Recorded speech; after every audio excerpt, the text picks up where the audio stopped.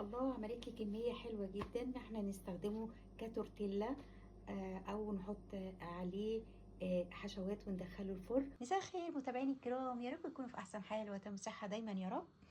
النهارده انا هعمل معاكم عيش الرز. انا قبل كده عملته في لايف وقلتولي انزلي بيه فيديو اهو. انا هعمله النهارده. حلو جدا وجميل جدا للناس اللي عندهم حساسيه ضد الجلوتين.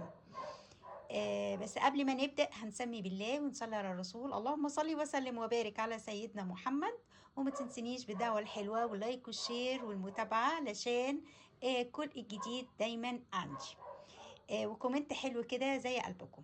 المكونات عندي كالتالي: عندي معلقة ملح، ومعلقة بذور شيا، ومعلقتين من زيت جوز الهند، ممكن زيت نباتي زي ما تحبي، انا مستخدمة زيت جوز الهند. وعندي هنا كوبايتين رز سلقاهم زي ما انتوا شايفين كده، ومستخدمة برضو دقيق جوز الهند. يلا بينا على الطريقة. بصوا يا حبايبي، خلاص انا حطيت الرز اهو، وهنزل بالدقيق بتاعي اهو، والبذور الشيا اهي. طبعا لازم تنقعوها في ميه قبلها بشويه كده. وادي الملح بتاعي اهو، وادي الزيت بتاعنا برضو. هضرب كل المكونات دي كلها وارجع لكم تاني. حبايبي خلاص انا عجنتها لمدة 10 دقايق، وده بيبقى شكل العجينة، بتبقى يابسة كده. بصوا تحسوا كده انها ملزقة. هسيبها 10 دقايق، هغطيها واسيبها 10 دقايق وبعدين ارجع لكم ونشوف هنعمل ايه. حبايبي خلاص استريحت ربع ساعة اوكي او 10 دقايق، وبعدين ببتدي ان انا اعملها كده. خلي بالكم انها بتلزق، لازم تحطوا عليها دقيق كتير جدا. عملتها على شكل اسطواني كده، وبعدين هبتدي اقسم الكويرات بتاعتي كده اهو زي ما انتوا حابين.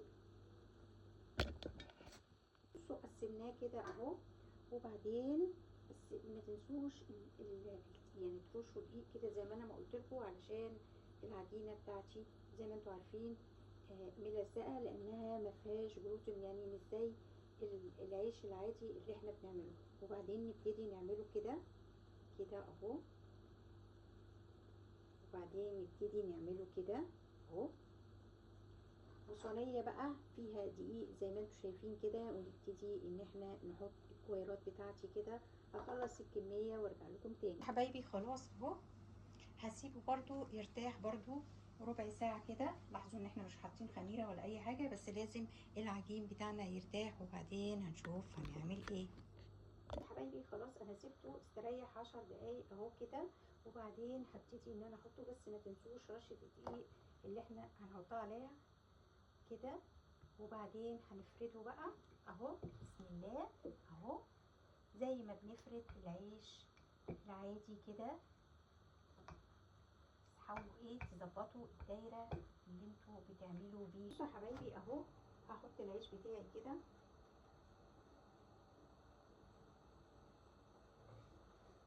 وبعدين هبتدي اعمله كده. هو هيتقلب 4 قلبات بس زي ما بنعمل العيش بتاعنا العادي، وهوريكم شكله بيبقى عامل ازاي. بصوا شايفين، انا مش هشيل الفيديو، مش هفصل الفيديو ولا ايه اهو. شايفين ما شاء الله، وهيبتدي يستوي وينفخ معانا اهو.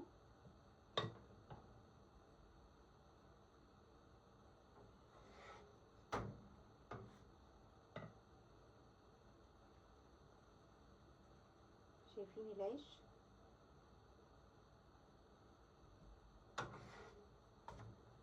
اهو،